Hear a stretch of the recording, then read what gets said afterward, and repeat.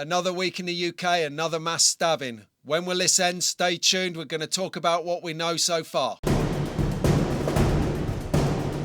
Hello MV UK, it's Pete here. Welcome back to the channel, and it is with regret that I have to report there's been another incident here in the UK.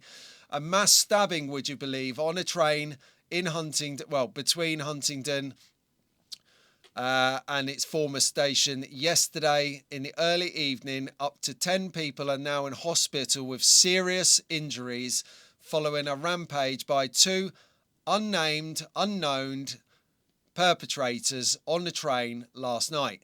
Counter-terrorism police are there at the scene. They are investigating it, as you would expect, along with the actual emergency services and first responders. Now, what do we know about this? Absolutely nothing. Not only 3 days since my last video where I talked about how the media report situations like this, the incident in West London where Wayne Broadhurst sadly lost his life to an Afghan migrant that was illegal, granted asylum here, and then went on to kill one of our citizens. Proper integration, right? Proper.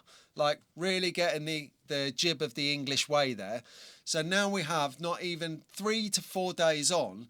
The whole point of that case, that video, was about how the mainstream media report things that should be reported. They either dilute them, minimise them, or don't report them. Well, this incident in Huntingdon is far too big by the look of it for anyone to be able to cover up. And you can tell the subtleties of why it's going to be big. At the stage of recording this, it's currently 10 a.m. on Sunday morning, the 2nd of November. We don't know the extent of the injuries. We don't know who's been injured. We don't know who carried out the attack. We don't know where they're from, what they're about, what motivations they had. We are over 12 hours past the situation. And if you saw back in my last video, where you noted that I'd pulled the report from Wayne Broadhurst coverage and said a man dies and is stabbed by no context of who the perpetrator was or the actual nature of the violence.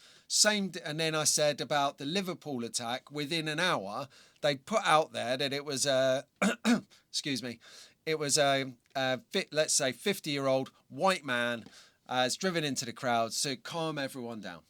Well, here we have two perpetrators that we don't know about on the rampage, on a train, on a Saturday night in the UK, doing damage to people going about their business. So when does this end? You know it's big because all of the front benchers from the different parties have come out to say their piece. We've had Kemi Badenoch, we've had Ed Davies, we've had Keir Starmer, we've had Shabana Mahmood, all paying lip service. Oh, it's tragedy. Thank you for the first responders. Oh, they were amazing. Well, why the fuck are they there in the first place? What are you doing? Why do they need to be there? They shouldn't be there. It's to do with mass uncontrolled immigration. Now, while I'm speculating here, nothing that I'm saying is proven, nothing I'm saying is factually true, because we don't know. That's my whole point, is we don't know what is going on, which means something bad is going on, okay? Otherwise, they'll be straight out the blocks to tell us everything about it, to stop there being this information vacuum that I'm filling, and I definitely know some other commentators will fill as well, to talk about it, to try and dampen down any kind of violent reaction or outpouring. If you look back at Southport, they don't want that situation again. Now, Southport, for those who don't know, is literally bolted onto the end of Liverpool.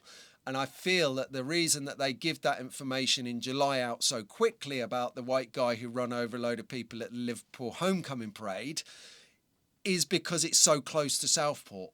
And they put that information out before the whole place kicked off again, because there's one thing growing up in the Northwest that I can tell you is we don't tolerate it.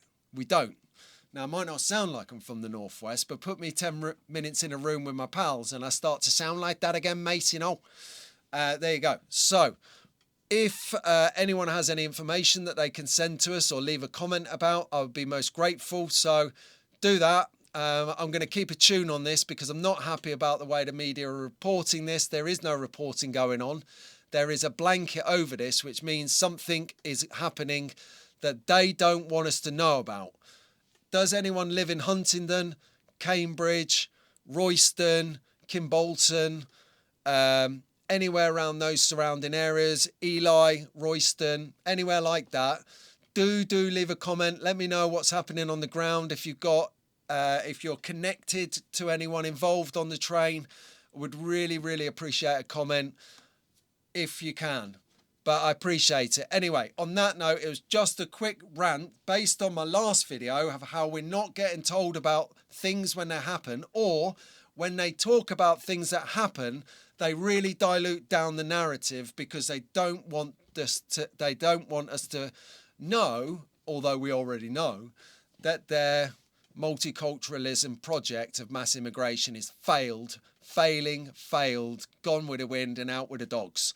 So that's Pete Brown at MV UK. I'll see you on the next one.